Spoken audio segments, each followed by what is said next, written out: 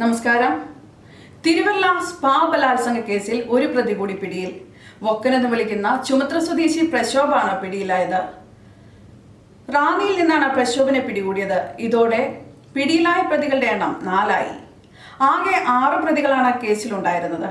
മുഖ്യപ്രതിയായ മർണസുബിൻ, Berlin Das, Varun Kumar, Prashobh എന്നിങ്ങനെ 4 പ്രതികളാണ് ഇപ്പോൾ പിടിയിലായിരിക്കുന്നത്. മറ്റു പ്രതികൾ സംസ്ഥാനം വിട്ടുവെന്നാണ് അറിയാൻ സാധിച്ചത്. ഒളിയിൽ പോയ പ്രതികൾക്കായി പോലീസ് അന്വേഷണം ഊർജിതമാക്കിയിരിക്കുകയാണ്. അവരെയും വൈകാതെ പിടികൂടുമെന്നാണ് ജില്ലാ പോലീസ് മേധാവി പറയുന്നത്. പത്തനംതിട്ടയ്ക്ക് ഇനി പത്തരമാറ്റം. പത്തനംതിട്ടയിൽ രാജകുമാരി ഒരു പുതിയ ചരിത്രം കുറിക്കുന്നു. ഈ ചുവടുവെപ്പിൽ ഞാനുണ്ടാവും. കൂട്ടബലാത്സംഗത്തിന് കേസെടുത്ത് ഒരാഴ്ച കഴിയുമ്പോഴും പ്രതികൾ ഒളിവിൽ തന്നെ എന്നുള്ളത് പോലീസിന് നാണക്കേടാണ്. ഇന്നലെ 1-ാം പ്രതിയായ മർണസുബിനെ പോലീസ് കസ്റ്റഡിയിൽ വാങ്ങിയിരുന്നു. നേരായ രീതിയിൽ പ്രവർത്തിക്കാത്ത സ്പാ ഗ്രൂപ്പുകൾ നൽകിയ കൊട്ടേഷനാണ് മർണസുബിനും സംഘവും സ്പായിൽ നടത്തിയ ആക്രമണത്തിന് പിന്നിലെന്നാണ് സ്പാ ഉടമയും അതിജീവിതയും പറയുന്നത്.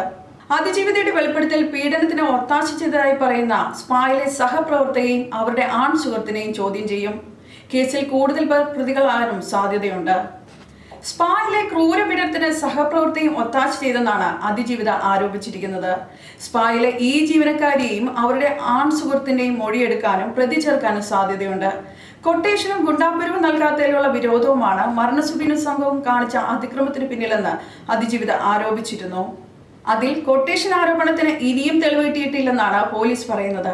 അതേസമയം തിരുവല്ല പോലീസ് സ്റ്റേഷനിൽ സ്പാകളിൽ നിന്ന് മാസപ്പടി വാങ്ങുന്ന പോലീസുകാർ ഉണ്ടെന്നും ഇവർക്ക് ഗുണ്ടാബന്ധമുണ്ടെന്നും ആക്ഷേപം ശക്തമാണ്.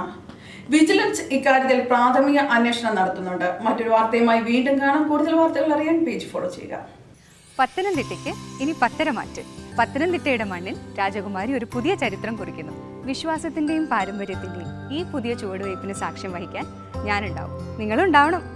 ഉദ്ഘാടന വേളയിൽ സന്നിഹിതരായിരിക്കുന്ന 10 പേർക്ക് നറുക്കെടുപ്പിലൂടെ ഡയമണ്ട് റിംഗ് സമ്മാനമായി ലഭിക്കുന്നു. കൂടാതെ ഉദ്ഘാടനം പ്രമാണിച്ച് നടക്കുന്ന ഓഫറുകളും ആനുകൂല്യങ്ങളും മാർച്ച് 1 വരെ നീളുന്നു.